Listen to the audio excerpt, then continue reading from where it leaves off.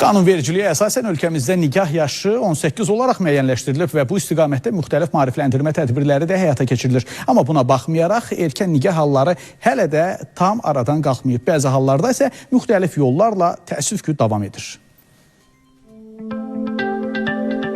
Uşaqlığın ən saf çağları arzularla ölçülür. Oyuncaqlar, məktəb zəngi, gələcəyə böyük ümid. Amma bəzən bu qapılar vaxtından əvvəl bağlanır. Zamansız, qayğısız illərin üzərindən xətt çəkilir. Bircə imza ilə taley dəyişir. Erkən nikah təkcə iki insanın birləşməsi deyil. Çox zaman yarımçıq qalan uşaqlığın səssiz vidalaşmasıdır. Mətnin qəhrəmanında olduğu kimi.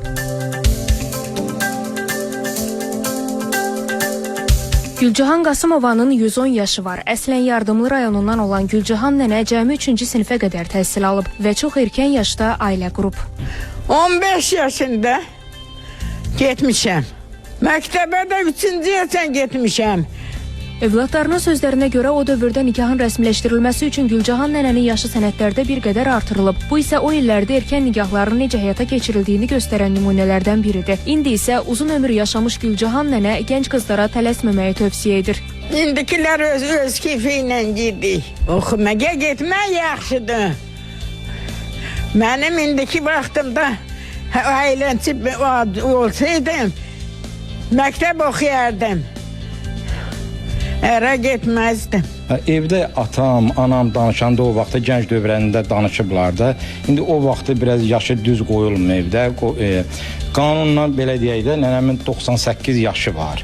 Rəqəmlər də vəziyyətin düşündürücü olduğunu göstərir. Bu ilin yanvar və fevral ayları ərzində Ədliyyə Nazirliyinin qeydiyyat orqanları tərəfindən 5237 nikah, 3379 nikahın pozulması halı rəsmiləşdirilib. Bu rəqəmlər problemlərin hələ də aktual olduğunu və xüsusilə erkən qurulan ailələrin daha həssas olduğunu göstərir. Ki, o uşağın məhv eləməsinə gedib çıxardır. Çünki o uşaqlarda o yaşda düşüncə düzgün işləmir.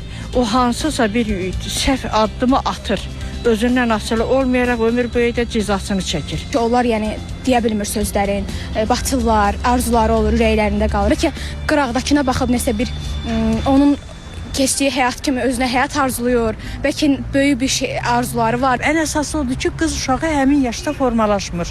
Gələcəkdə fəsadları çox böyük olur. Millət vəkili Günay Ağamalı deyir ki, erkən nikahlar cəmiyyət üçün ciddi təhlükədir. Bu təkcə hüquq pozuntusu deyil, həm də uşaqların gələcəyinin əlindən alınmasıdır. Yaxşı, bu cehizin alınması üçün iqtisadi çətinlik yaranmır, ancaq təhsil məsələsinə gələndə biz iqtisadi çətinliyi önə çəkirik.